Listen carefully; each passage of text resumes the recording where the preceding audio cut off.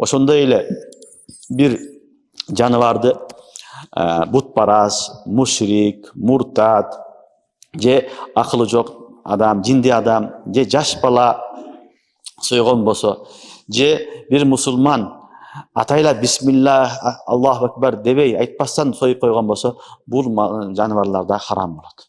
Уларды дагы терисини колдонгон болбойт. Бул жерде союлуп атат. Көрдүңөрбү? Бирок сойгон адам ахл эмес. Ал мушрик, муртат, ал мажуси, бутпарас союп атат. Анын сойгону да эске алынбайт. Ошон үчүн анын сойгон малынан кийинки терилерин да сатканга болбойт.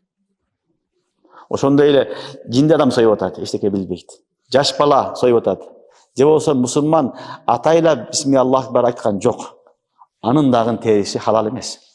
Түшүнүктүбү? Ал майтам өкмүндө болот. Ошон үчүн андай терилерди сойгон болбойт. Ошондой эле хажга баргандар, умурага баргандар билет, мына ихрам абалында худудул харамда союлган малдар.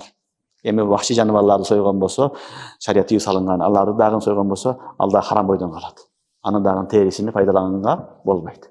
Түшүнүңөрбү? Ошон үчүн тери эки жол менен таза болот. Биринчиси дабагат деген аштоо жолу менен, экинчиси союу жолу менен, мууздоо жолу менен.